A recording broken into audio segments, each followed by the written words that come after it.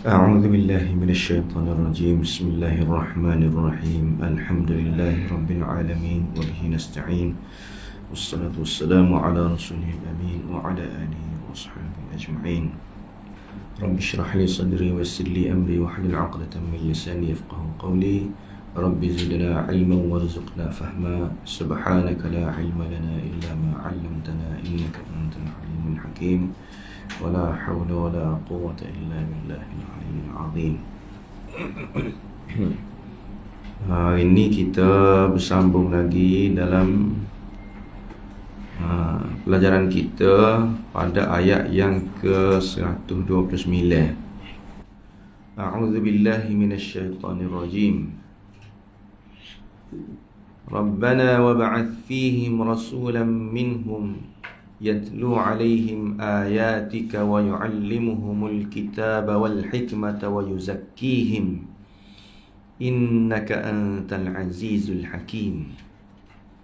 ربنا wahai Tuhan kami, wab'ath fihim, wab'ath, ib'ath maknanya bangkitkanlah,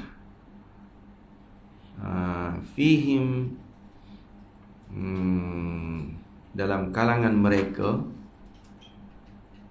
rasulan, seorang rasul, minhum, juga dari kalangan mereka. Yatlu, maknanya membaca, yang akan membaca, alaihim, kepada mereka, ayatika, ayat-ayat engkau, wa, dan yu'allimuhum, yu'allimu maknanya mengajarkan, hum, mereka, al-kitab, kitab, wal hikmah, dan juga hikmah, wa yuzakkihim, dan yuzakki makna dia menyucikan, yuzakkihim, mereka, yuzakkihim, menyucikan mereka. Innaka, inna, sesungguhnya, ka, engkau, anta, engkau, sesungguhnya engkau, engkaulah, dia dua kali engkau tu. Al-Aziz, Al-Aziz yang maha perkasa, Aziz. Al-Hakim, maha hakim, bijaksana, lagi maha bijaksana.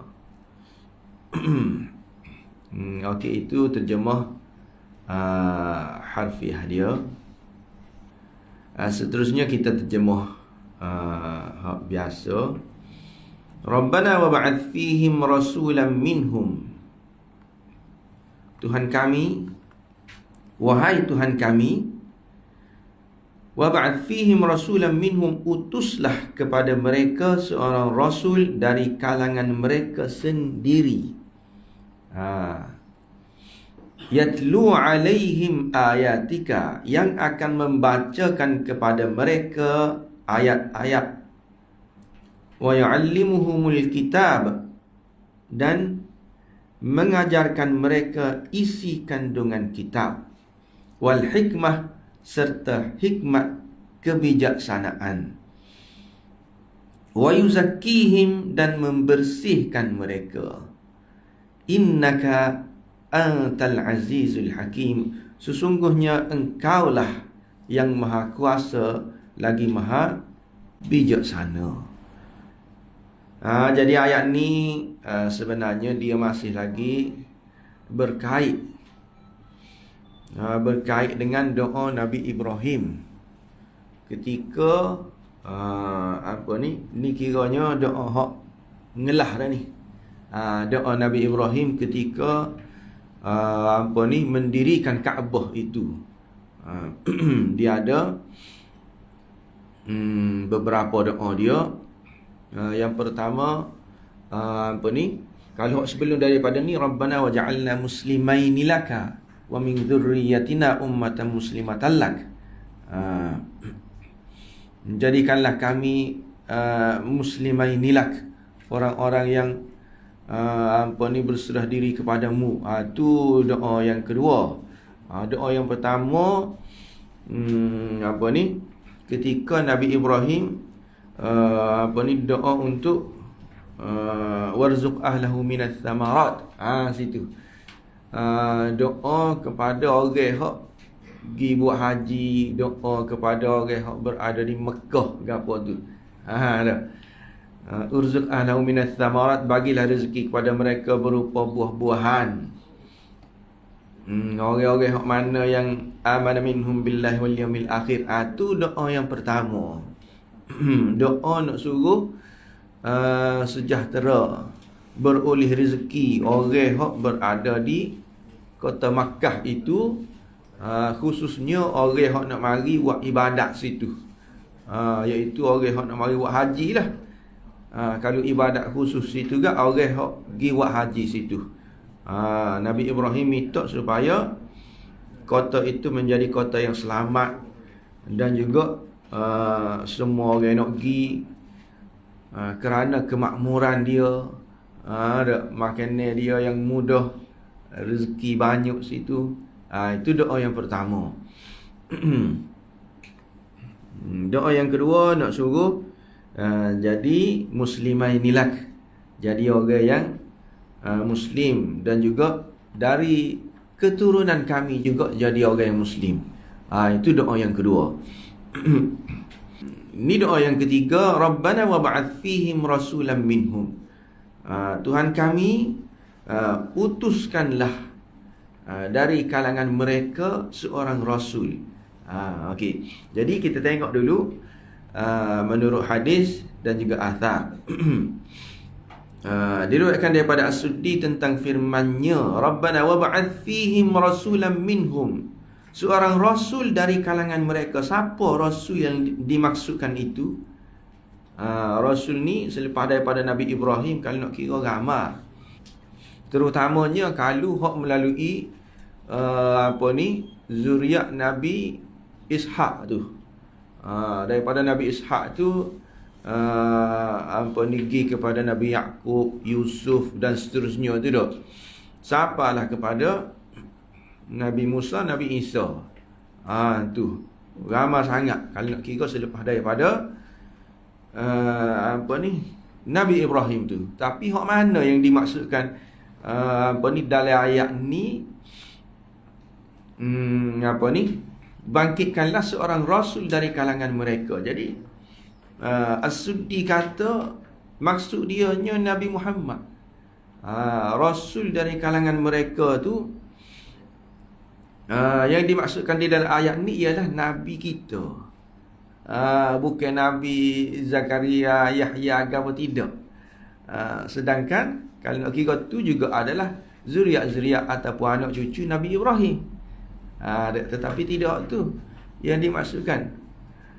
Yatlu alaihim ayatika wa yuallimuhumul kitab wal hikmah.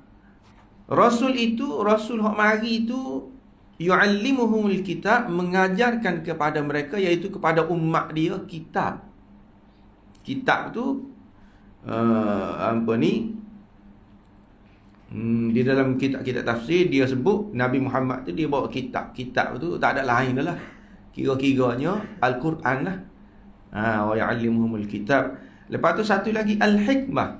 Al-hikmah tu apa dia? Kalau al-hikmah dari segi makna dia, maknanya kebijaksanaan. Tetapi di sini mengikut Al-Hasan iaitu Basri dan juga Qatadah, dia kata kitab hikmah itu maksud dia sunnah. Maknanya Nabi itu, Rasul itu mari membawa Al-Quran dan juga As-Sunnah. Al-Hikmah tu. Lepas tu seterusnya, Rasul itu juga yuzakkihim wal hikmata wa yuzakkihim. Rasul itu menyucikan mereka, membersihkan mereka. Membersihkan mereka, membersihkan lagu mana?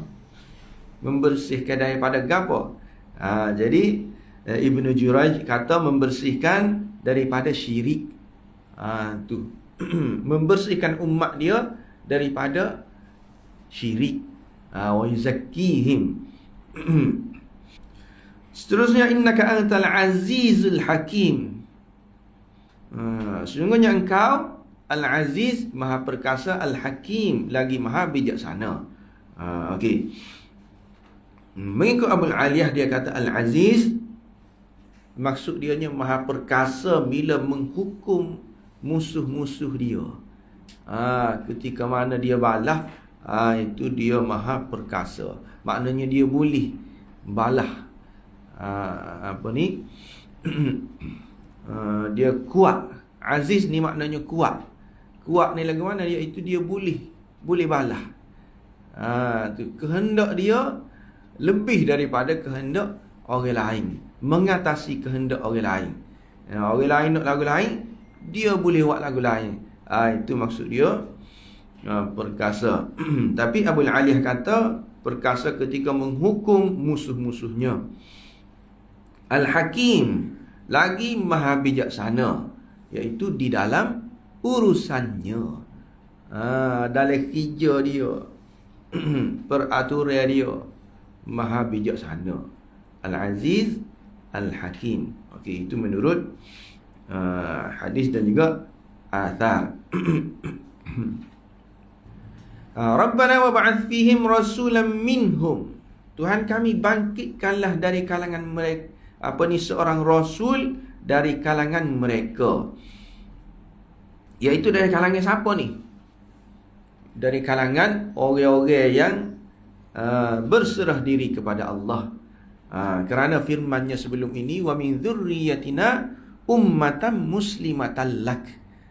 Dari kalangan kami nak biar ada umat muslim yang berserah diri kepada Allah. Jadi bangkitkanlah dari kalangan mereka, dari kalangan umat yang muslim itulah seorang rasul. Okey. Jadi rasul, apa itu yang dimaksudkan dengan rasul? Wa ba'ath fihim rasulan itu. Rasul itu iaitu orang yang diturunkan wahyu kepada dia. Itu rasul. Turun wahyu, lepas tu dia bawa syariat. Apa dia syariat? Iaitu dia ada ajaran dia, ataupun kita panggil cara hidup dia, cara dia. Itu syariat, cara dia sendiri. Sebab tu kita tengok para nabi ataupun rasul ini, syariat dia beza-beza, sesuai dengan kalau rasul yang diutuskan kepada kaum-kaum yang tertentu, sesuai dengan kaum tu. Cara dia. Diutuskan kepada umat yang tertentu, maka cara dia sesuai dengan umat tu. Begitu juga pada zaman tu, cara dia sesuai, ataupun syariat dia sesuai dengan zaman tu. Tetapi Nabi kita ni, syariat dia bukan hanya sesuai dengan umat-umat yang tertentu. Seperti kita kata orang Arab saja, sesuai dengan bangsa Arab saja, tidak. Dia sesuai dengan semua umat, semua bangsa boleh boleh turut. Itu dah rasul kita. Begitu juga bukan pada zaman-zaman yang tertentu saja. Kalau supaya Nabi Musa tu terhad kepada zaman dia ajalah. Orang-orang yang mengikut dia pada zaman dia saja. Mari Nabi Isa sudah tak ada dah. Hak dia tu, walaupun kita kata hak asas dia iaitu tauhid tu ada lagi, tetapi syariat dia sudah berubah dah. Orang yang mari selepas daripada tu. Tetapi Rasul ataupun Nabi Muhammad, Nabi kita ni, syariat dia sepanjang zaman. Sehingga kiamat lah. Akan diguna syariat tu juga. Diguna apa yang diturunkan kepada Nabi sallallahu alaihi wasallam tu juga. Sehingga kita kata turun Imam Mahdi gapo pun, dia akan guna syariat Nabi kita juga. Turun Nabi Isa. Nabi Isa pun bukan kata dia tukar. Syariat Nabi kita tukar pergi kepada syariat dia. Syariat Nabi Isa tu tidak. Dia akan guna syariat Nabi Muhammad ni juga. Maknanya syariat kita ni sehingga kiamat lah. Dan Rasul ini juga dia diperintahkan untuk menyampaikan syariat tu. Itulah makna dia Rasul. Dan menurut ijma' para ulama, Rasul yang dimaksudkan di dalam ayat ni ialah Nabi Muhammad sallallahu alaihi wasallam. Kerana tak ada Nabi ataupun Rasul yang diutuskan di Mekah selepas daripada Nabi Ismail selain daripada Nabi Muhammad. Tak ada dah. Dari keturunan Nabi Ismail tu putus, lama mutu dah. Dan ketika dia doa ni, dia doa dengan Nabi Ismail di depan Kaabah tu dah. Maknanya dia nak anak cucu dari keturunan Nabi Ismail itulah hak akan jadi rasul. Tetapi hak sebaliknya kita tengok ada setelah masa dia hidup pun tak ada. Ada hak jadi rasul setakat Nabi Ismail saja. Pergi kepada Nabi Ishaq tu, anak dia yang kedua. Nabi Ishaq, Nabi Ibrahim dengan isteri dia yang bernama Sarah tu. Nabi Ismail, anak dia dengan isteri yang bernama Hajar. Tu jadi dua orang anak tu. Nabi Ismail putus, habis. Tak ada dah selepas daripada tu. Dan Nabi Ishaq dia ada turun kepada Nabi Yaqub. Nabi Yaqub tu ada 12 orang anak dah. Anak sulung dia itulah keluarnya agama Yahudi. Anak sulung dia hak bernama Yahuza tu. Ada keluar daripada situ keluar agama Yahudi. Lepas tu Nabi Yusuf, daripada Nabi Yusuf tu turun gilah kepada sampai kepada Nabi Musa dan Nabi Isa. Tu keturunan dia tu, keturunan Nabi Yaqub tu. Pecah kepada, dan puak-puak ni pecah kepada 12 puak. Hak paling kalau nak kira hak paling yang paling memusuhi lah, yang paling memusuhi agama, kira-kiranya agama ayah dia lah, tuk dia ada. Nabi Ibrahim itu agama Yahudi tu. Paling bermusuh sekali. Agama Kristian pun ia juga. Tetapi tak adalah nampak sangat. Agama Yahudi ni sebenarnya hak lebih khusus. Dan memang kita ni cerita Nabi Ibrahim setelah cerita pasal orang Yahudi dah, Bani Israel tu. Banyak sebelum ni cerita Bani Israel gitu, Bani Israel gini dah, Bani Israel janji gitu. Lepas tu tak tepat, Bani Israel nak sembelih lembu dan sebagainya dah. Sebab dia lah sebenarnya yang paling tak suka kepada agama Nabi Ibrahim, iaitu agama Islam tu lah sendiri. Tetapi di sebalik daripada tu, dia mendakwa dia lah hak paling sayang, membanggakan datuk nenek dia iaitu Nabi Ibrahim tu. Di samping dia tak buat tu, tapi dia suka dia mengagungkan tok nenek dia. Maknanya kita kata dia setakat guna nama sajalah, tetapi apa yang diajar itu dia tidak ikut, maka tak jadi juga. Tetap mendapat kemurkaan Allah.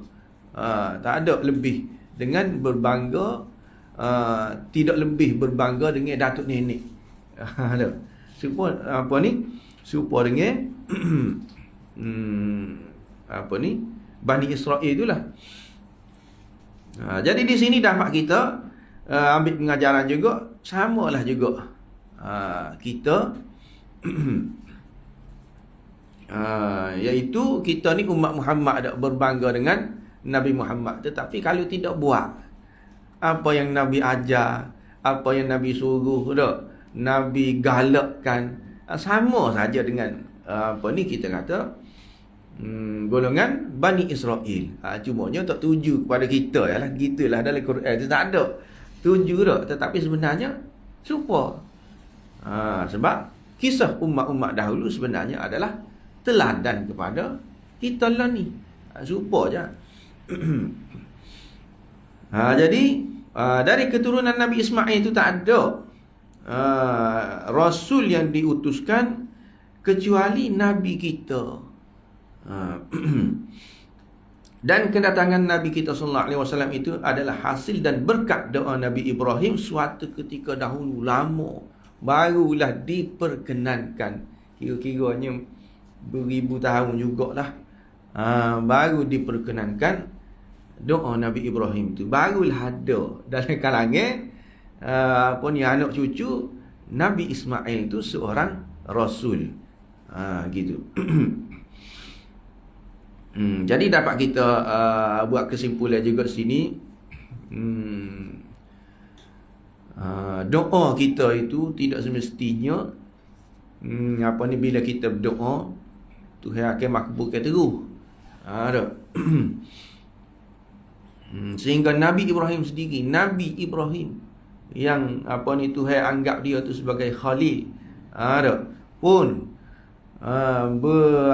berabad-abad barulah doa dia tu makbul, barulah lahir Nabi sallallahu alaihi wasallam itu setelah dia lama dah tak ada. Jadi begitu juga doa kita, boleh jadi doa kita tu sudah dimakbulkan, cumanya tidak diperkenankan dah doa kita diterima, cumanya nak laksana tu tidak pada masa kita. Boleh jadi kerana Tuhan itu akhir ayat tu dia sebut Tuhan itu Hakim, Tuhan itu Maha Bijaksana. Dia lebih tahu mana yang terbaik. Tu perancangan tu, kalau kita kata dah proposal tu sudah diterima dah. Rancangan sudah terima, sudah lulus dah. Cuma tunggu masa nak buat. Dah. Dan sedang molek masa laksana rancangan tu dah. Sedang molek Covid. Sedang molek musim Covid. Bila musim Covid kan, tak ada pakai anguh gitu je rancangan dah yang berbilion-bilion ringgit itu sebagai contoh dah. Sebab kita tidak hakim. Kita tidak bijaksana di dalam nak rancang itu suku, nak melaksanakan rancangan itu suku pula. Tidak bijaksana. Tuhan ni dia Maha Bijaksana. Memang dia makbul, tapi bila nak buat tu, hak dia makbulkan itu Tuhan lah Maha mengetahui. Ada orang nak bila lah nak dimakbulkan doa aku ni 7 tahun dah, 10 tahun dah berdoa dah, tak makbul lagi. Tu boleh jadi Tuhan makbul dah, cumanya tidak dimakbulkan pada masa kita tu. Tidak dimakbulkan segera. Itu. Ada doa yang ada setengah-setengah doa yang baiknya itu pada makbul lalu. Jadi selalu. Hak didoakan itu, hak diminta tu dah. Ada juga setengah-setengah doa yang eloknya itu pada lambat. Dilaksanakan doa tu, diperkenankan doa tu. Ada juga hak lambat diperkenankan, hak itulah sebenarnya yang elok. Ada juga, cumanya kita tak tahu. Kita tak selera secara umumnya hak paling cepat tu lah sebenarnya yang paling molek dah. Sebenarnya tidak begitu perancangan Tuhan ni, sebab Tuhan itu hakim, Maha Bijaksana. Dia bijaksana iaitu dia letak sesuatu pada tempat dia. Nak letak mana hak ni dah. Nak letak zaman bila ni yang terbaik untuk dia ni. Kalau letak zaman dia masa dia hidup, mungkin dia akan punah. Mungkin akan memberi mudarat kepada dia. Kalau perkenankan di zaman dia. Jadi kita perkenankan di zaman anak dia lah. Perkenankan doa dia di zaman cucu dia lah, kalau lagu tu. Sebab hak tu lagi baik. Itu dia kena letak pada tempat dia tu. Wa ba'ath fihim rasulan minhum. Seterusnya rasulan minhum yatlu alaihim Okey. Yatlu alaihim ayatika wa yu'allimuhumul kitab wal hikmah. Jadi di dalam ayat ni, kalau kita perhati dalam Quran, ada dia sebut membaca Al-Quran itu dia guna perkataan yatlu daripada perkataan tala yatlu. Tala yatlu tilawah, tu masdar dia. Ada juga di dalam Al-Quran dia guna baca Quran ni, dia guna qiraah. Tidak. Fa idza qara'tal Qur'an fasta'idz billah. Wa idza quri'al Qur'an fastami'u lahu. Bila Al-Quran dibacakan, dia guna wa idza quri'al Qur'an. Ada juga. Ada. Dalam ayat yang lain, wa idza tuliyat alaihim ayat tu daripada perkataan tala. Tuliyat alaihim. Jadi sini dia guna yatlu. Jadi apa beza dia yatlu dengan qiraah ini? Yatlu ni makna dia hanya membaca, kita kata ayat demi ayat. Ayat lepas tu ayat tu pula, lepas habis ayat tu ayat yang ketiga pula, lepas ayat yang ketiga yang keempat, dan seterusnya. Surah demi surah, habis surah yang pertama, surah yang kedua, beralih kepada surah yang ketiga. Itu kita panggil yatlu. Juzuk 1, juzuk 2, juzuk 3 dah. Itu tilawah. Kalau qiraah ini maknanya baca, kita membariskan huruf tu dan memberikan makna kepada kalimah tu. Membariskan kalimah tu dan memberi makna. Itu qiraah. Kalau kita kata dia zalika. Kalau kita sebut za lam kaf, itu tidak qiraah lagi. Ada. Tetapi bila kita baca zalika, itu qiraah dah. Itu sudah qiraah. Lam yalid. Katalah lam yalid, kita kita buh bagi. Kalau kita sebut lam mim ya lam dal, itu tidak qiraah. Lam yalid, itu qiraah. Kita pun memberi makna kepada bacaan itu, kepada lafaz itu. Lam yalid, dia tidak beranak. Itu qiraah. Jadi qiraah ni dia lebih khusus lagi. Ya tilawah umum, qiraah dia khusus lagi. Qiraah ni dia baca beserta dengan tahu makna-makna dia. Itu qiraah. Tilawah sekadar baca saja pun sudah tilawah dah. Tak tahu makna pun dah baca. Itu sudah tilawah dah. Ada tak musabaqah tilawah Al-Quran tak? Musabaqah. Siapa kau ada? Engkau dia musabaqah itu belum dah. Tilawah Al-Quran itu kalau nak kira tu peringkat yang baru, peringkat yang pertama baru tu. Tidak faham makna dia lagi, tapi walaupun tilawah Quran ni, dia sudah dapat pahala dia dah. Satu huruf 10 pahala. Dan 10 pahala tu boleh jadi digandakan lagi.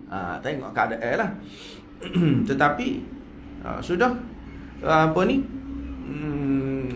untuk nak beribadat ke apa, dikira sudah sah dah. Walaupun tak faham makna dah, baca saja. Qul a'udzu birabbin nas, tak tahu makna ke apa dah, sudah sah. Sudah boleh pahala dah. Dengan tilawah sudah dapat pahala bila kita dengar tilawah. Kalau qiraah lagilah dapat pahala tu dah. Jadi tilawah Al-Quran sudah ada, kita kata musabaqah dia tu dah. Musabaqah tilawah. Musabaqah qiraah. Hak tu sepatutnya kena ada juga musabaqah qiraatul Quran. Musabaqah di dalam nak memahami makna-makna Al-Quran. Itu sebenarnya lebih lagi. Musabaqah kita kata tafsir Al-Quran. Itu tinggi lagi peringkat dia tu dah. Musabaqah lagi, kita kata tatbiq Al-Quran. Musabaqah di dalam nak mengamalkan kandungan ataupun saranan di dalam Al-Quran. Tu lebih lagi. Nak melaksanakan, kita berlomba-lomba untuk nak buat apa yang disuruh, apa yang diajarkan oleh Al-Quran. Itu juga sebenarnya kena musabaqah, tidak tilawah saja. Okey. Seterusnya, rasulan minhum yatlu alaihim ayatik. Yatlu alaihim ayatik. Maknanya rasul yang membaca ayatik. Ayat di sini ini apa ni, kalau nak kira ni jamak. Jamak ni maknanya banyak. Kalau satu ayah, ayah. Ayah tu makna dianya tanda-tanda. Tanda gapo? Iaitu tanda yang menyaksikan keesaan Allah Subhanahu wa taala. Hak tu hak utama. Yatlu alaihim ayatika. Nabi ni mari dia baca, hak paling utama sekali dia nak baca apa ni? Dia nak tunjukkan tanda-tanda Allah ini esa. Allah ini satu. Waktu mula-mula sekali Nabi mari dia nak tunjuk waktu lah. Dia nak berjelas waktu. Dia nak basmi. Dia nak hapuskan syirik itu. Waktu ajaran dia hak paling utama. Dan di dalam ayat-ayat Al-Quran itu, kira-kiranya hak paling utama berkenaan dengan ni lah. Berkenaan dengan tauhid Allah, keesaan Allah Subhanahu wa taala. Lepas tu ayah ni tidak satu, sebab tu kita kata dia jamak, dia banyak. Ayah bukan tanda kebesaran Allah, tanda keesaan Allah saja, tidak, tetapi tanda kebenaran apa yang disampaikan oleh Nabi sallallahu alaihi wasallam. Bukti hak Nabi sallallahu alaihi wasallam sampaikan itu benar. Bukti dianya Nabi sallallahu alaihi wasallam baca belaka. Tidak. Kira-kiranya baca di dalam ayat-ayat Quran lah. Ayat Quran itu dibaca, Nabi sallallahu alaihi wasallam baca, lepas tu bila orang dengar tu dia pun dapat tahu, ini bukti kebesaran Allah. Ni bukti Nabi sallallahu alaihi wasallam itu benar. Tu.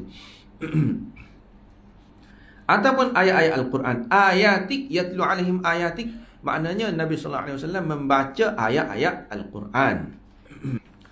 Jadi dia baca. Kenapa Nabi sallallahu alaihi wasallam baca ayat-ayat tu? Jadi dibaca ayat itu supaya mereka ingat, mengingati lafaz-lafaznya sebagaimana ia diturunkan, dan mereka juga beroleh pahala dengan membacanya. Okey, jadi di sini kalau dalam dalam ayat ni, kalau kita perhati dah, Nabi Ibrahim dia sudah isyarat dah tu, dia sudah macam seolah-olah ditunjukkan dah kepada Nabi Ibrahim nanti akan ada satu kitab, ada satu kitab yang umat dia tu akan baca. Itu tidak sebagaimana kitab-kitab sebelum ni. Ada kitab kitab Taurat. Ada orang baca dah, tetapi tidak tidak menyeluruh. Tidak semua. Ada hak baca tu dah. Adalah kita kata paderi-paderi dia. Kitab Injil pun lagu tu juga, yang bacanya hanyalah orang-orang yang orang-orang hak belajar lah sahaja, hak baca dah. Tu pun kira-kiranya dia tidak ingat. Tu dah, dia tidak ingat. Kalau ingat pun boleh bilang. Orang hak ingat kitab Injil. Orang hak kalau kita baca ayat kitab Injil, dia berkata, salah. Tak kena tu kita tu. Bukan gitu tu. Baris saja dak, tukar dak. Ada lalu tegur. Salah tu. Bukan baca dengung tu dak situ. Tu baca tak dengung. Oh dak. Hak lagu tu baca gitu tu tak ada.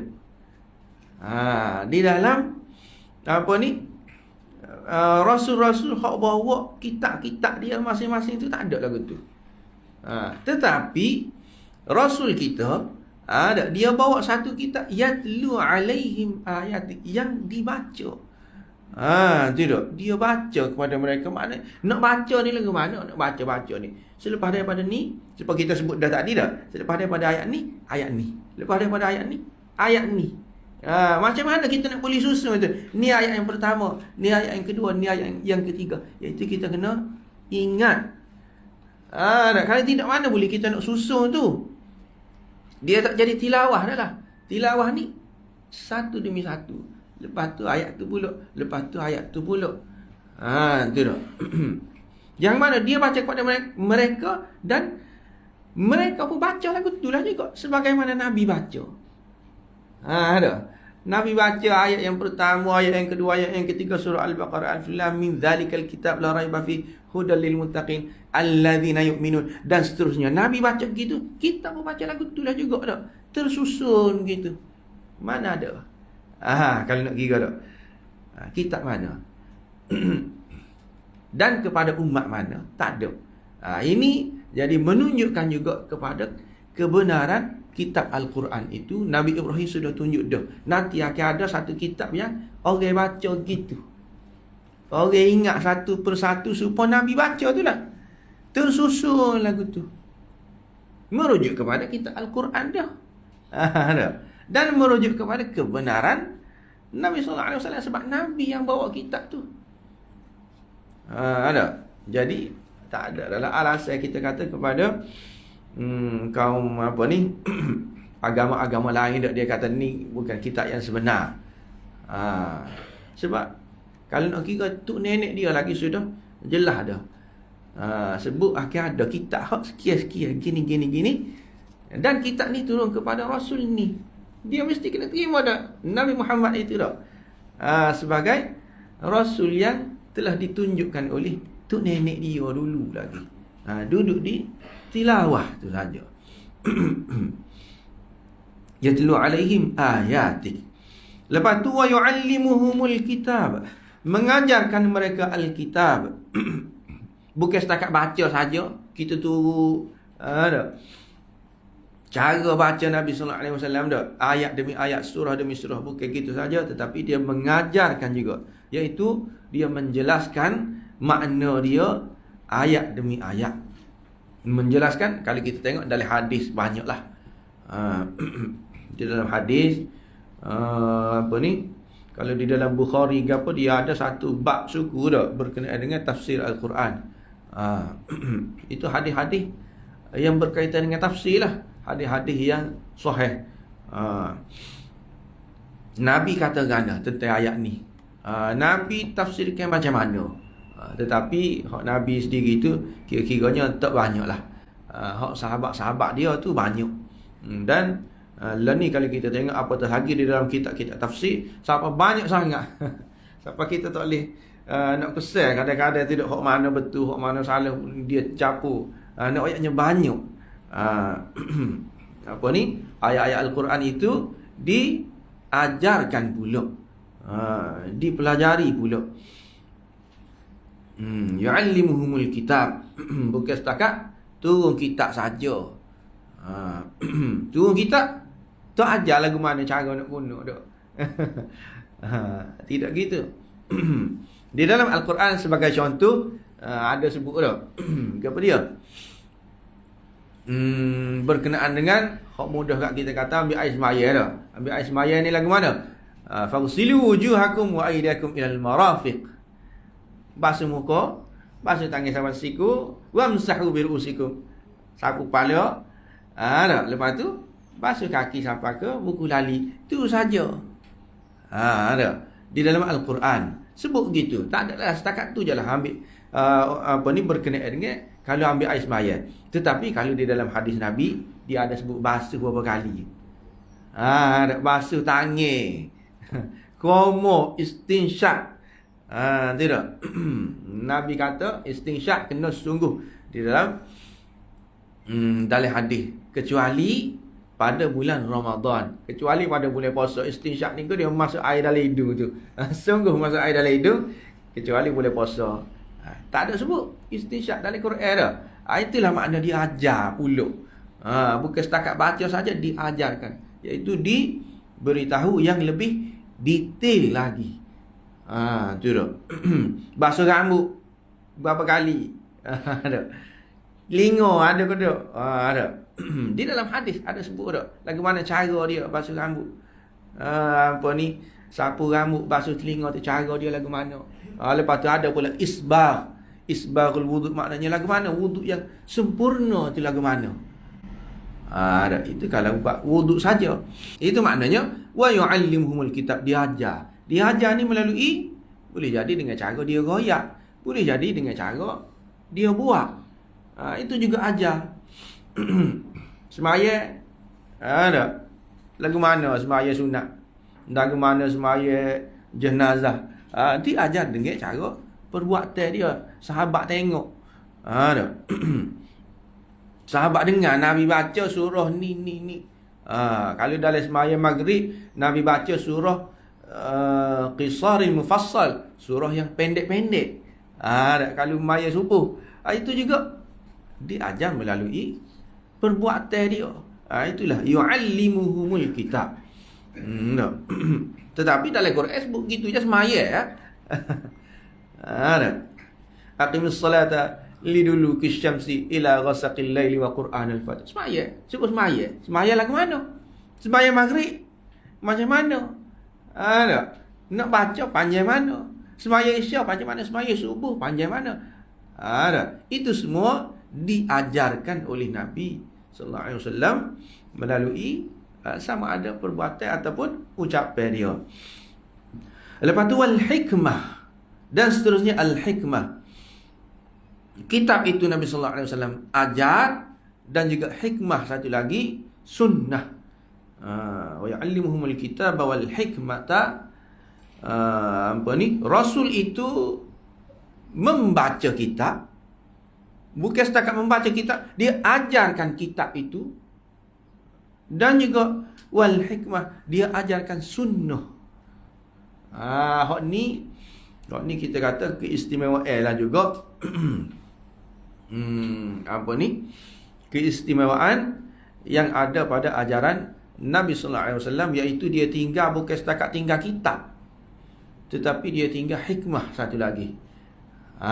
Orang bukan setakat belajar Al-Quran, tetapi juga belajar Al-Hikmah, hadis. Hadis itu juga dipelajari. Al-Quran ada ilmu-ilmu dia, ada kita panggil asas-asas ilmu dia. Seperti kita kata ulum Quran, ada tafsir dia, ada usul tafsir, itu ada ilmu-ilmu dia. Begitu juga Al-Hikmah, ada juga ilmu-ilmu dia. Ada usul hadis, ada ilmu rijal hadis, nak mengenal perawi yang molek, mana boleh terima, mana tak boleh terima. Kau boleh terima belaka mana-mana hadis ni kira-kiranya betul belaka sebab hadis juga. Tidak. Ada cara-cara dia. Itu semua dipelajari hikmah ini. Jadi hak ni keistimewaan lah tak ada di dalam mana-mana Nabi. Kalau kita perhati dah, setakat kitab dia sajalah. Kalau kitab Injil, kita boleh sebut dua tu je lah. Kitab ada, kitab Taurat, kitab Injil tu je lah. Kitab lain ada. Kitab agama Hindu dah, ada juga. Tetapi kitab tu tidaklah, walaupun dia berupa kitab, tetapi tidak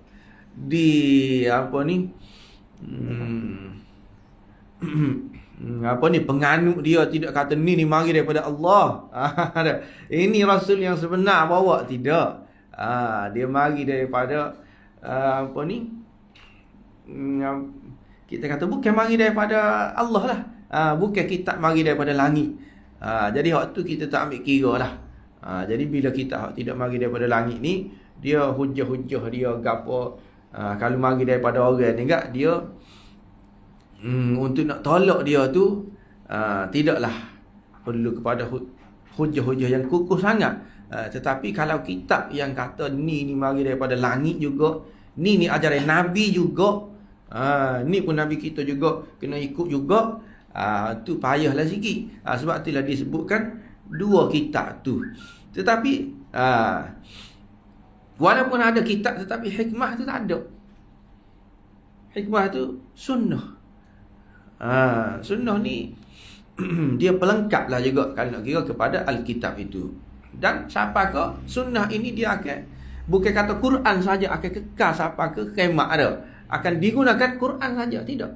Sunnah pun digunakan sekali juga. Ini juga isyarat daripada Nabi Ibrahim kepada akan ada ni hak lagu ni. Satu orang rasul yang dia akan gunakan Al-Quran, ia akan gunakan kitab yang datang daripada Allah dan juga sunnah. Al-hikmah. Rasul mana tu? Nabi Musa. Kalau Nabi Musa kita kata tu rasul yang sebenar, rasul tu sebagaimana orang Yahudi percaya tak Nabi Musa, tu dia ada kitab saja. Mana hikmah dia? Kata-kata dia sendiri, perbuatan dia sendiri mana yang sampai kepada kita? Tak ada dah. Sekadar ada dalam kitab Taurat saja. Begitu juga orang Kristian. Kitab Injil saja, kitab je ada, hikmah tak ada. Ada. Kalau ada pun mungkinlah hikmah dia tu guna zaman dia tu ya dah. Lepas tu tak ada dah. Hak tinggalnya hanya kitab dia saja, iaitu kitab Injil. Ada. Maknanya tidak merujuk kepada Nabi Isa. Rasul yang akan dibangkitkan satu hari nanti tidak merujuk kepada Nabi Musa, tidak merujuk kepada Nabi Isa, sebab dua-dua tu tak ada hikmah. Dan hak paling tepat sekali betul lah Rasul itu merujuk kepada Nabi Muhammad, sebab dia ada hikmah sekali. Di samping ada kitab iaitu Quran, dia ada sunnah. Itu sudah ditunjukkan kepada Nabi Ibrahim. Okey. Wa yu'allimuhumul kitab wal hikmah wa yuzakkihim, dan yuzakkihim, dia akan mensucikan mereka. Jadi kitab dan hikmah itu, Al-Quran dan juga hadis itu akan mensucikan mereka, suci daripada apa ni? Yuzakki ni, zakka yuzakki, kalau nak kira daripada perkataan pecah-pecah tubik-tubik, gilah perkataan zakat. Kita guna tu dah, mengeluarkan zakat. Kepada dia zakat. Apa itu zakat? Iaitu untuk menyucikan harta kita. Menyucikan harta kita. Jadi dengan cara lagu mana mengeluarkan zakat? Kalau harta kita yang kita ropok lagu mana kita yuzaki? Lagu mana cara kita nak cuci, kita keluarkan zakat boleh. Itu tak boleh lagu tu. Tidak. Ni harta kita yang sudah halal dah. Kalau nak kira yuzaki. Di dalam harta kita yang halal, tu memang tegai-tegai dah, haram dah mengopok dah. Di dalam harta kita yang halal, boleh jadi ada hak orang lain, boleh jadi kita termakan hak orang lain, boleh jadi. Ada. Dengan cara kita nego, bila kita nego tu kalau nak kira hak halal dah, kita nak kita tolak dah riba. Kita tak guna sistem riba dah. Kita guna sistem yang molek, sistem Islam dah. Tetapi boleh jadi termakan, boleh jadi kita terjual lebih daripada harga yang sepatutnya, boleh jadi. Ada. Boleh jadi kita tak ingat nak bayar hak orang, boleh jadi. Jadi hak itulah kita panggil hak kotor-kotor tu, sikit-sikit tu lagu mana kita nak suci, nak cuci lagu mana. Kalau kita kerja ke apa pun lagu tu juga tak. Boleh jadi ada waktu-waktu yang kita tak pergi. Tapi kita terima juga gaji. Bayaran pada hari itu kita terima, tapi kita tak pergi. Ataupun kita pergi separuh hari. Sepatutnya bayaran itu untuk hari yang penuh. Tapi kita separuh saja. Pada mana? Ada hari-hari yang sepatutnya kita kena buat sebanyak itulah. Kerja dah kena buat sebanyak tu, tapi kita buat kurang. kurang daripada yang sepatutnya, pahala ke mana? Kita terima penuh. Kalau 1,000 lah. Itulah cara untuk mensucikan harta kita dengan cara kita keluarkan zakat. Hak kurang-kurang tu. Dan hak kurang tu dia kalau kait dengan orang tak jadi juga. Keluarkan zakat pun tak cuci juga. Kalau hak kait dengan orang. Jadi kita kena bayar balik lah. Tak boleh kata ada kita sudah keluar dah zakat, jadi tak payah wi lah. Kau dia dak semula. Sebab harta kita sudah cuci dah. Tidak. Dia tidak akan terhapus begitu saja. Kalau hak kait dengan orang, memang kita kena bayar mula. Jadi suci ni sebenarnya ada dua. Yang pertama, suci dari segi zahir. Yang kedua, suci batin, ataupun kita panggil suci zahir ni kita panggil suci jasmani. Yang kedua, suci rohani. Suci dari segi rohani, Nabi sallallahu alaihi wasallam ajar juga. Nabi Rasul itu mari bukan setakat baca Quran, baca hadis. Nabi mari nak menyucikan kita. Menyucikan kita rohani, iaitu dari segi akidah kita tu. Hak utama sekali suci daripada syirik. Tu. Lepas tu ada lagi lah penyakit-penyakit hati yang menyebabkan hati kita tu jadi kotor. Itu Nabi sallallahu alaihi wasallam ajar juga lagu mana cara nak cuci tu. Tak leh hati kita ini ada riak di dalam hati. Itu ada tidak zahir, orang tak nampak tu tak. Pakaian dia bersih, semak nampak tak, tetapi dalam hati dia kotor, tak ada orang nampak. Ada riak, ada sum'ah, nak suruh orang dengar, nak suruh orang nampak, takabur. Tu tak. Takabur itu semua penyakit-penyakit hati yang menyebabkan hati kita tu jadi kotor. Jadi siapa dia tunjuk ni? Benda ni Nabi ajar. Dan macam mana cara nak menghilangkan benda-benda tu juga Nabi ajar. Itulah cara nak cuci dia. Nabi ajar bagaimana cara nak cuci hati dan juga cuci dari segi jasmani. Jasmani ni ataupun kita panggil zahiriyah. Nak bersuci secara zahir. Bersuci secara zahir ni dengan gabriah, iaitu mandi. Wa yuzakkihim, itu ajar kita. Lagu mana cara mandi, lagu mana cara berwuduk. Yang mana kalau nak kira hak zahir ni pun sebenarnya dia kait juga dengan hak hak batin, hak rohani itu. Kenapa disuruh berwuduk? Bukan sekadar nak cuci hak zahir-zahir itu, memanglah kita kata cuci dah juga dah. Bila kita basuh tu, tetapi tidak situ saja. Dia akan pergi kepada bila kita cuci semua, barulah kita ini layak untuk masuk ke dalam syurga. Sebab syurga ini tempat yang suci, tempat cuci, tempat yang bersih. Jadi kalau kita ni kotor dah, iaitu bergelumang dengan kita kata dosa, jadi tidak layak masuk tempat tu, tempat yang bersih tu. Sebab itulah kena ambil air semaya, kena mandi dan sebagainya tu tak. Nak isyarat situ. Sebab kita nak pergi kepada tempat yang bersih, iaitu di syurga tu. Hati kita kotor, lagu mana nak masuk? Ke tempat yang bersih. Bukan setakat zahir saja bersih tak, dalaman pun kena bersih juga. Sebab kita nak duduk situ. Kalau tak bersih lagu mana cara nak bersih? Kena masuk dalam neraka dululah. Cuci situ dulu tak. Bila hapus semua dosa dalam neraka tu, barulah diangkat masuk, barulah layak duduk di tempat yang bersih itu. Itulah maksud wa yuzakkihim. Dan ini semua diajarkan oleh Nabi sallallahu alaihi wasallam lagu mana cara nak bersih tu, membersihkan diri mereka.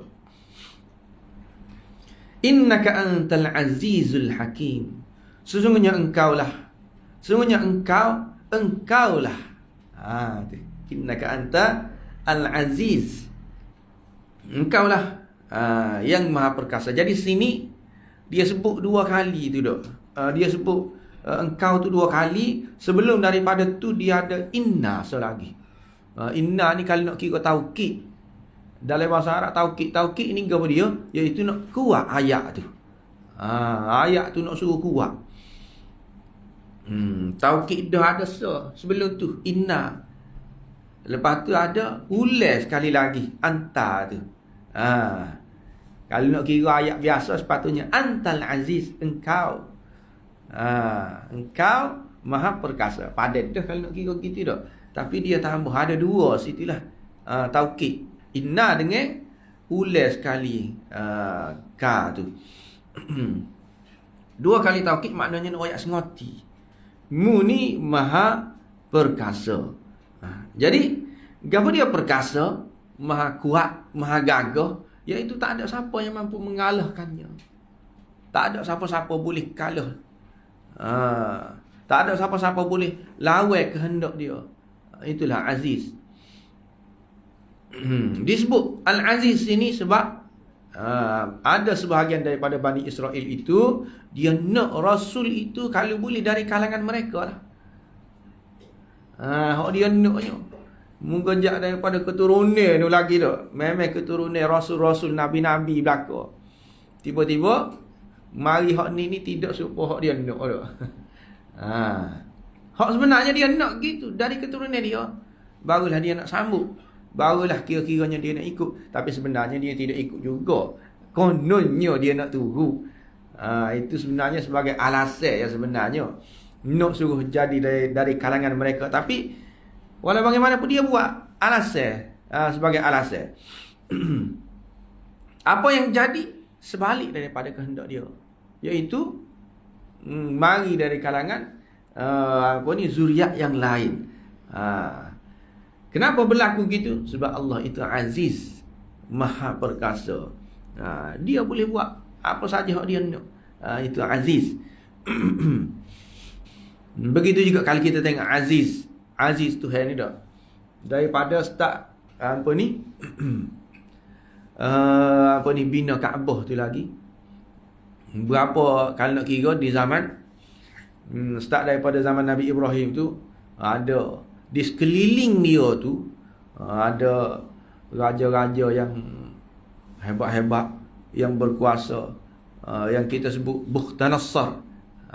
Bukhtanasar itu ada tersebut di dalam kitab-kitab sejarah.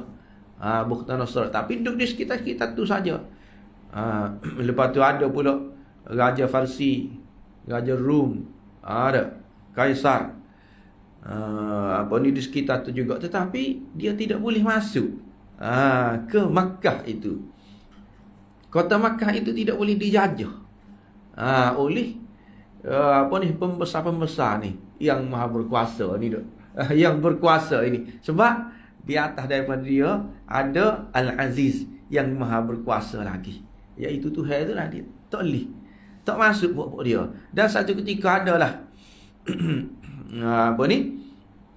nak masuk juga Abrahah tu dah. Cerita Al-Fil, surah Al-Fil tu dah. Nak masuk, tentera bergajah nak pergi masuk Mekah ni lah. Nak tawar Mekah ni. Tetapi Allah yang Al-Aziz itu hantar burung. Mari burung ababil itu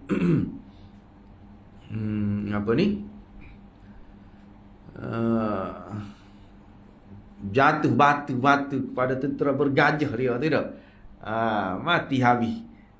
Itulah bukti Tuhan ni aziz di situ. Dan sapal lah ni kalau nak kira tak ada orang-orang kafir yang boleh tawan. Ada satu ketika walaupun dia berkuasa, tapi dia tak boleh juga nak tawan. Sebab Tuhan ini hakim. Hakim tu dia buat tanah tu jadi gersang, jadi tak ada ke satu, jadi tak ada beda. Dia nak ambil tempat Mekah tu pada satu ketika sebelum daripada Nabi Ibrahim gapo ni dah. Jadi tak ada makna.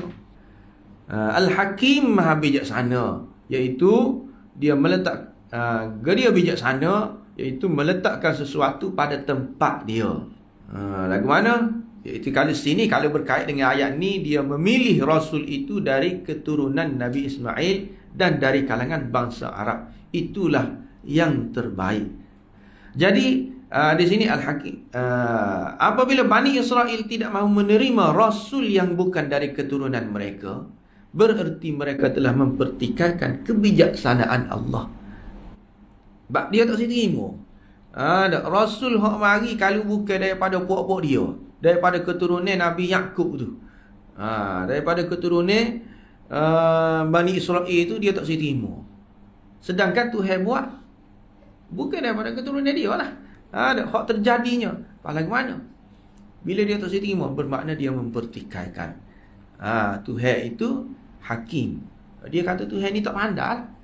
Kalau lagu tu sepatutnya kena buat dari puak-puak dia. Secara tidak langsung gitu. Walaupun dia tak kata Tuhan tak pandai dah. Hak zahirnya dia tak kata, tapi bila dia tak terima tu makna dia gitulah. Kita kata, oh dia ni bagus, dia ni bijak, dia ni kita boleh tunggu. Tetapi apa kita tak tunggu? Tidak. Kita tak tunggu dia, tapi kita akui gitu dah. Akui saja tidak bermakna turut lagi. Walaupun orang hak tak sebut, tapi kalau dia turut, itu bermakna dia akui dah. Juga. Supaya Bani Israel ini, dengan cara dia tak turut hak Tuhan tu, supaya dia menafikan hakim Allah tu lah. Hak ni rasanya kita sudah sebut dah di atas tu tadi. Yang dimakbulkan itu kadang-kadang ada dimakbulkan selalu, ada juga dimakbulkan lama selepas daripada tu baru dimakbulkan. Ada juga. Okey, tak apalah. Seterusnya, cepat dah tu. Dah. Boleh pergi ayat yang seterusnya. Ni pun tak habis sebenarnya ni. Ayat Waman Yarghabu ni. Tak apalah, kita baca sikit. InsyaAllah boleh.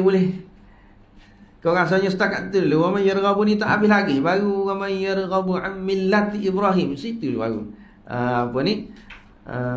nota tu. Sebenarnya ada lagi sambungnya dia tu. Ada soal. Ya. Sebelum masuk ayat ni, kita tadabbur sikit, Ustaz. Kalau kita tengok ayat ni kan, wa yu'allimuhumul kitaba wal hikmah. Secara warna lah, tak tahu. Al-hikmah tu macam kita bincang tadi lah, sebenarnya sunnah. Kita ditafsirkan sebagai as-sunnah sebenarnya. Al-hikmah tu. Kenapa ayat Quran ni kebanyakan dia tak sebut as-sunnah, dia sebut al-hikmah. Kalau disebut as-sunnah tu rasanya senang faham selalu. Senang faham, ni sunnah. Kita ada sunnah, kita bersebut apa ke? Quran dan sunnah. Tapi dari Quran dia tersebut kitab yang sunnah, disebut al-kitab wal hikmah. Apa di sebalik Allah nak sampaikan kepada kita? Jadi sebenarnya betul-betul ana ada juga nak sebut hak tu, tapi tak teringat pakai lalu gitu ya. Jadi disebutkan as-sunnah tu dia sebut sebagai al-hikmah. Sebab di dalam sunnah tu sebenarnya dia ada kebijaksanaan. Di dalam as-sunnah ada bijaksana. Bijaksana kan itu sebagai contoh. Kalau nak kira dah.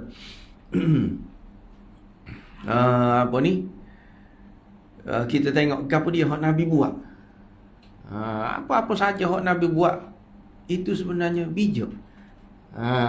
Kalau orang buat lagu tu. Sebagai contoh kita ambil hak kecil lah. Hak kecil sekali.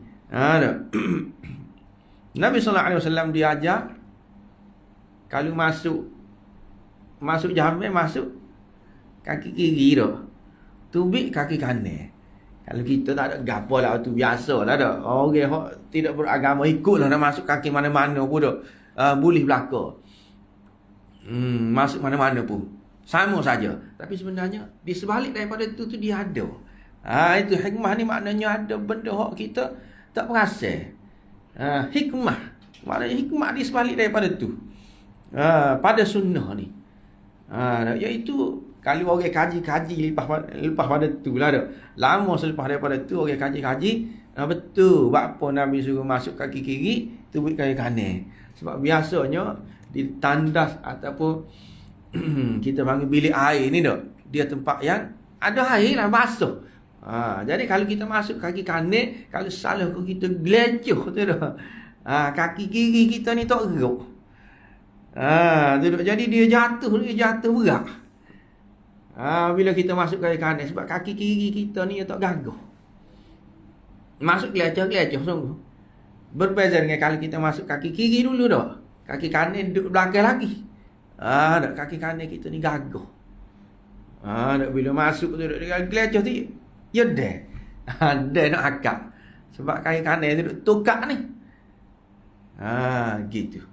Begitu juga bila kita tubik lakah kaki kanan dulu dah. Sebab nak akak ni salah gelicir ni dah. Kaki kanan tukar dah. Tu dah. Di tempat yang kering. Tu kalau nak kira hikmah. Hikmah dia tu bijaksana, tapi bagi orang tak perasan. Benda tu. Lagi banyak lagi kita kata hikmah di dalam sunnah Nabi ke apa ni dah. Dia ajar benda-benda yang sebagai contoh kalau kita tengok orang yang kalau nak kira orang yang tak ada agama dah, bila cerai boleh kahwin dah, tak ada. Dah. Cerai dengan suami dia. Tunggulah ikutlah seminggu 2 minggu boleh kahwin dah. Tetapi ajaran Nabi sallallahu alaihi wasallam, iaitu sunnah Nabi, tidak begitu. Dia ada salah tata quru gapo tu dah, ada 3 kali. 3 kali suci. Tidak baru boleh kahwin. Itu sebenarnya orang tak nampak apa sampai begitu. 3 kali tu dah. Sebab kalau kita perhati itu hikmah dia di sebalik daripada tu. Apa 3 kali? 3 kali suci sebab boleh jadi ini mengikut hak kita baca lah dah. Orang suami dia sebelum daripada ni tu, dalam masa kalau tak sampai 3 kali suci tu boleh jadi ada lagi.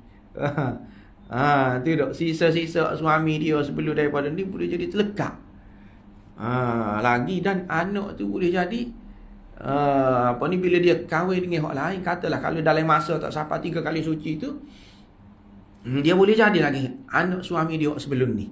Boleh jadi capu, kita panggil nasab keturunan dia tu. Hak tu jaga benar. Hak tu Islam jaga benar. Hak tu berkenaan dengan nasab keturunan tu tak siwi capu. Nak suruh betul-betul anak kita baru layak. Sebab bila dia capu lagu tu jadi payah nak. Dari segi harta pusaka gapo, dari segi aurat, ya beza lalu. Tidak. Kalau hak tak jelas, nasab yang tidak jelas, jadi dia nak betul-betul jelas. Tidak.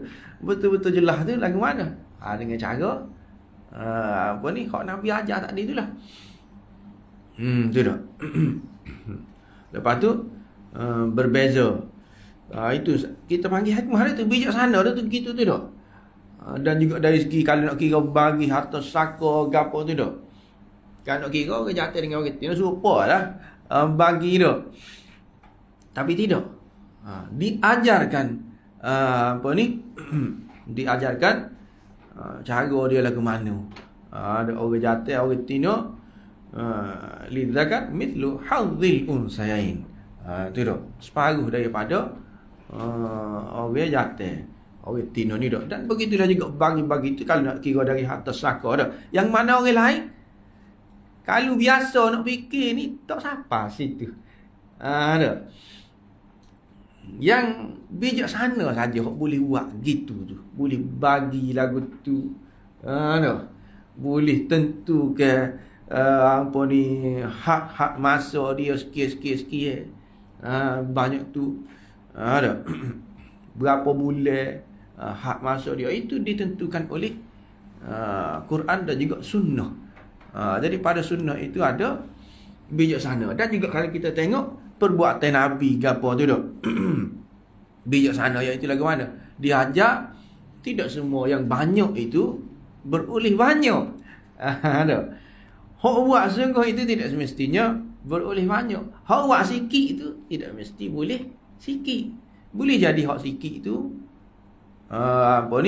ganjaran dia lebih banyak lagi daripada hak kita buat banyak. Tidak. Itu juga diajarkan oleh sunnah. Tidak, tengoklah. Kita tengoklah dak gapo-gapo dak. Hak Nabi buat ada diajar sikit saja dak. Di dalam rokok. Subhana rabbiyal azim. Situ saja. Tak. Pak kita nak tambah lagi. Allah yang maha agung, lagi maha bijaksana. Subhana rabbiyal azim. Gapo dia lagi? Tambah macam-macam lagi. Wal hakim, wal aziz.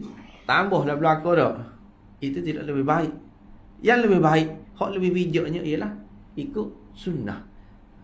Tidak. Sebab sunnah ni ataupun mengikut sunnah ini kita tak tahu. Tak boleh jadi sikit itu lebih banyak, lebih baik lagi daripada hak banyak. Subhana rabbiyal a'la, gitu saja dak. Baca dia nya di dalam sujud.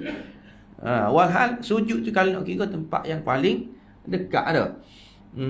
Aqrabu ma yakunul 'abdu min rabbih atau kama qala sallallahu alaihi wasallam. Gitulah tempat yang paling hampir hamba tu dengan Tuhan dia kalau nak kira ketika sujud. Tapi baca dia gitu saja. Pak kita kata bijak kan gitu.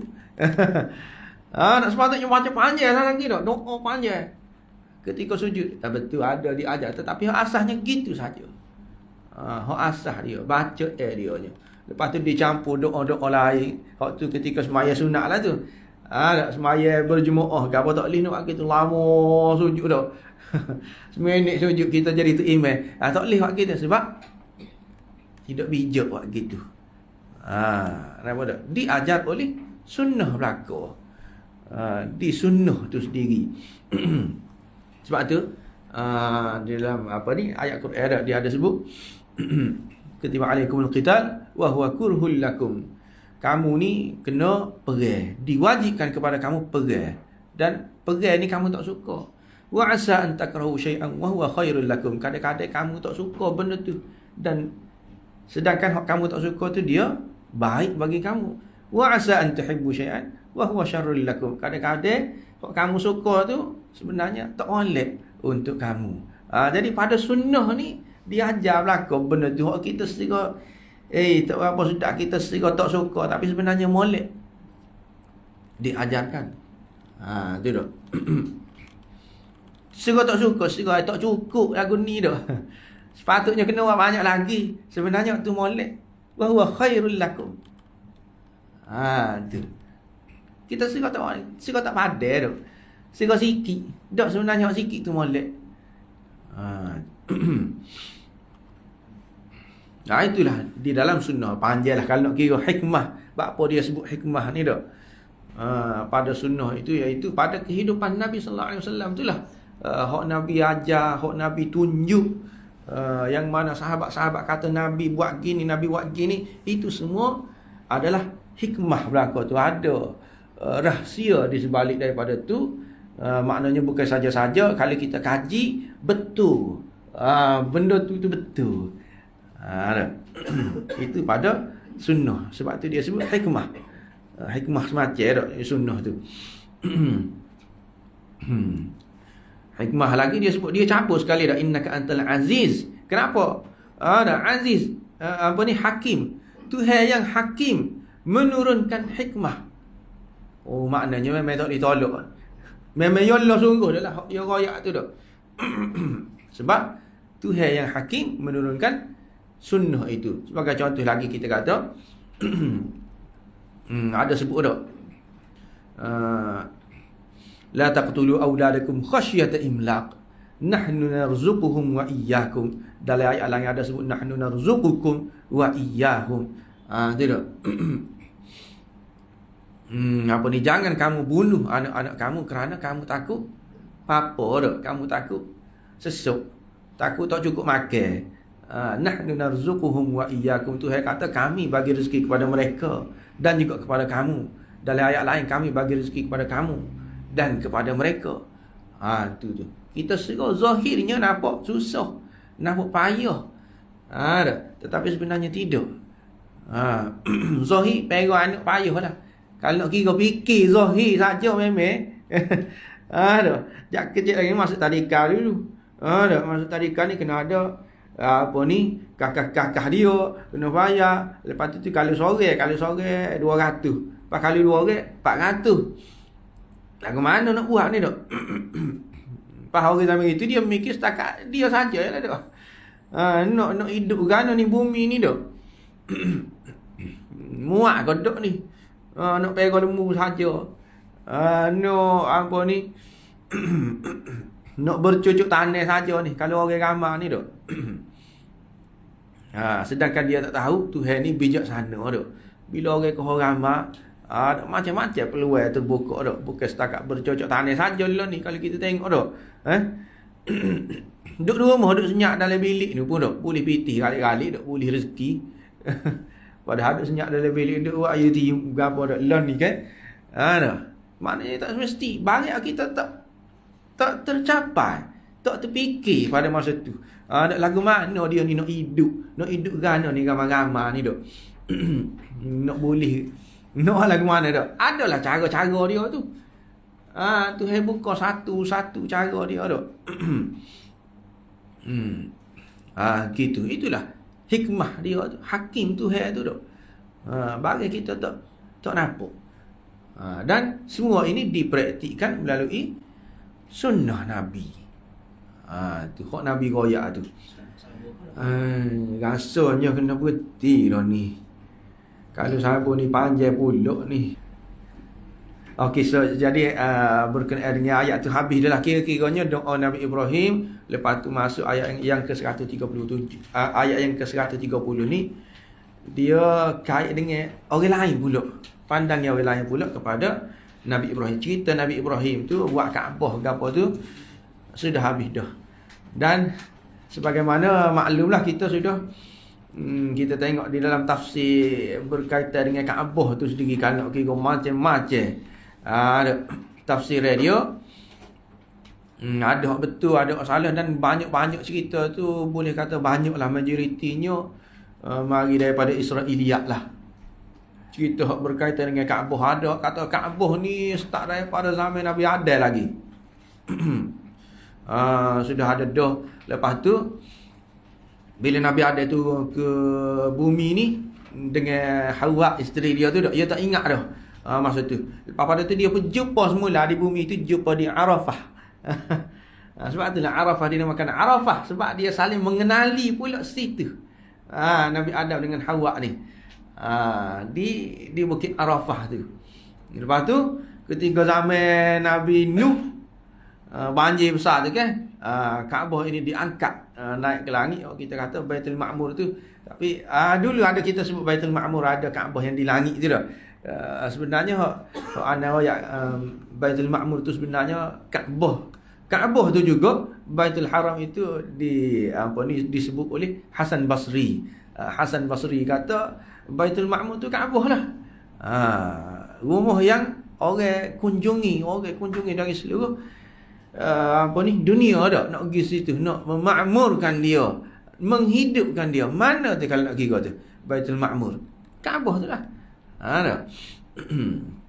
Itu Hasan Basri kata. Tetapi ulama-ulama lain kata Baitul Ma'mur tu atas langit tu dah.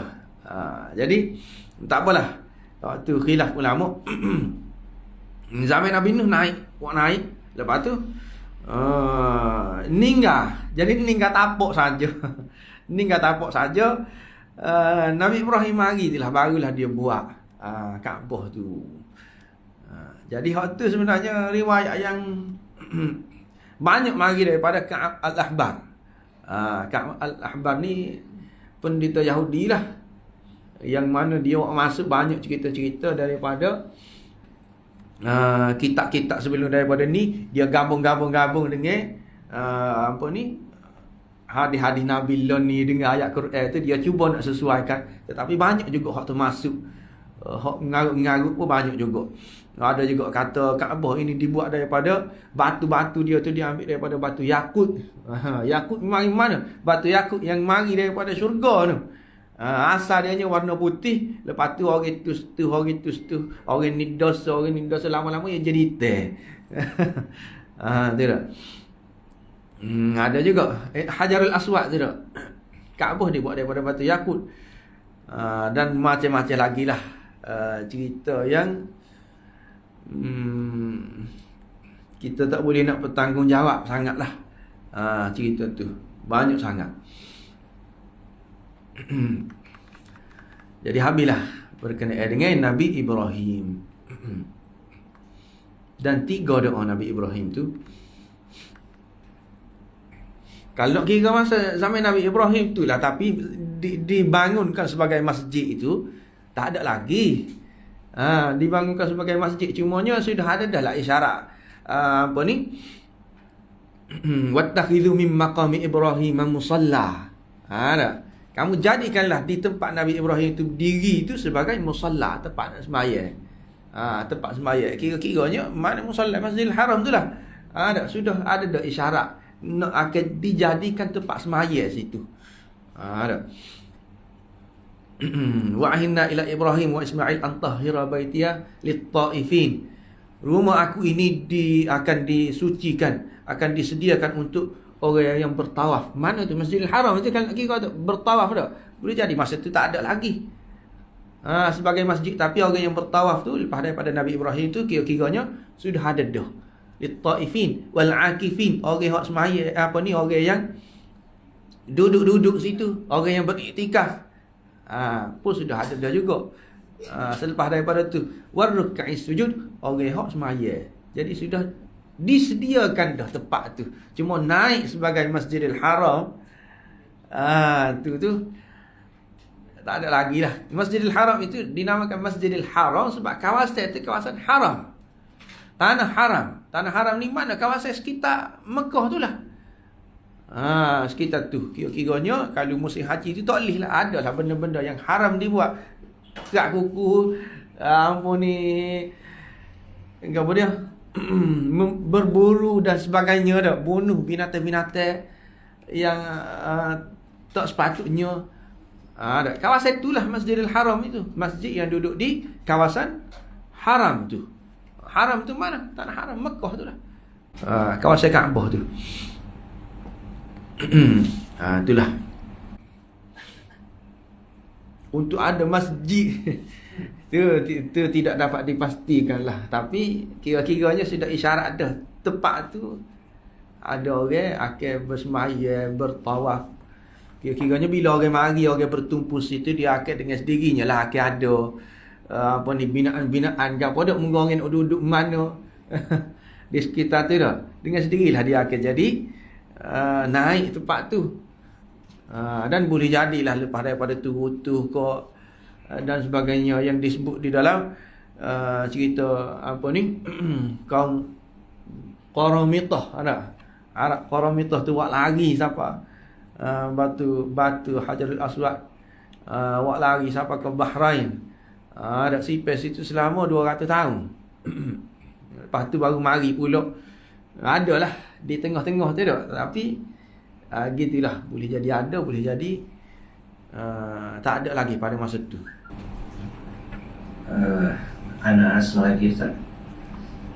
Minta maaf nanya. Minta pandangan Ustaz lah. Ada sekarang ni dia 10-15 tahun ke belakangnya perkataan tadabbur Quran tu baru muncul lah. Menyebabkan ramai orang suka lah mentadabbur Quran ni. Tapi anak adalah bicara bertanya khabar kepada peminat tadabbur ni. Kalau anak kata minta lah mari ke Aibasi ni, sini ada kuliah hadis Maulana Hasri mengajar. Selalunya jawapan yang anak terima Ustaz ya. Kita nak buka Quran dulu lah. Hadis ni payah. Sunnah-sunnah Nabi ni payah mengaji. Nak biar habis Quran dulu lah. Lagi 30 juz baru kita nak mengaji hadis. Lagu mana pandangan Ustaz?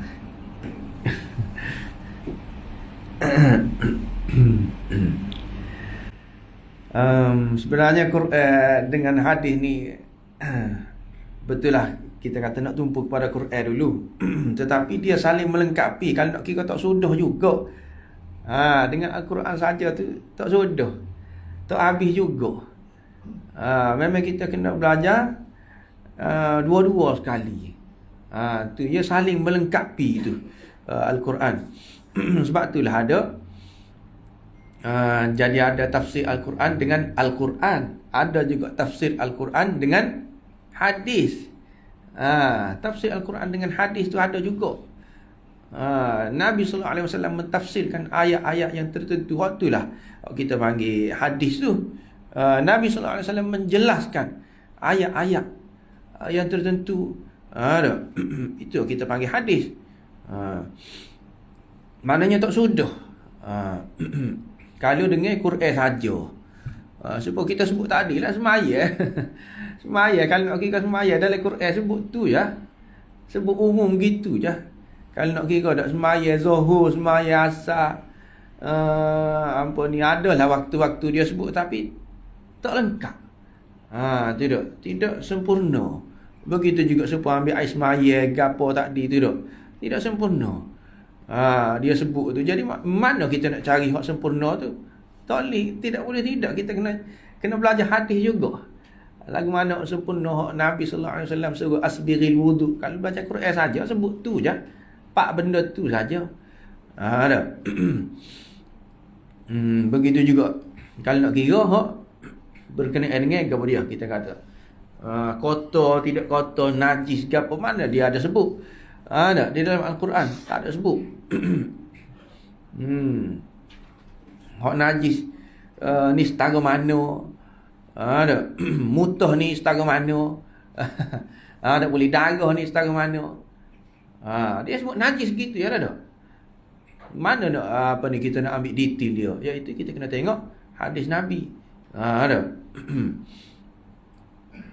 Orang berhik ni gano cara dia nak nak bergaul dengan mereka. Dalam Quran sebut hik kotor gitu ya. Tak ada. Jadi lagu mana nak praktik. Cara dia itu ditunjukkan oleh hadis. Lagu mana Nabi melayan isteri dia. Ada yang ketika berhik gano. Dan semua tu tak ada sebut di dalam Al-Quran. Dia sebut umum gitu saja. Jadi tak boleh lah kita kata tadabbur Al-Quran saja tak cukup. Memang dia kena sekali dengan sunnah juga. Walaupun kita kata kita tadabbur Al-Quran saja, tapi kalau tadabbur yang betul, dia akan pergi juga kepada hadis. Dia akan keluar juga. Dia tak memang kena guna hadis juga gana-gana pun. Walaupun kita kata tadabbur Al-Quran. Tu yang kalau tadabbur sungguh dah. Kalau tidak tak lengkap. Al-Quran saja. Walaupun dia kata tadabbur Al-Quran, kita nak tadabbur Al-Quran dulu. Sebenarnya tu merujuk kepada hadis dah tu. Kitabun anzalnahu ilaika mubarakul liyadabbaru ayatih. Dalam Quran sebut supaya kamu tadabbur ayat dia. Lagu mana cara nak tadabbur? Iaitu dengan menggunakan hadis-hadis. Bukan dengan memerhatikan ayat-ayat Al-Quran itu saja. Memerhatikan ayat Al-Quran saja tak pandai. Dia kena ada hadis juga. Sebab hadis itulah hak kita panggil hak praktikal dia. Dalam Quran sebut mana hak praktikal hak Nabi buat gana. Dari sudut praktikal dia. Seolah-olah kalau kita belajar Quran saja ni macam belajar teori sajalah.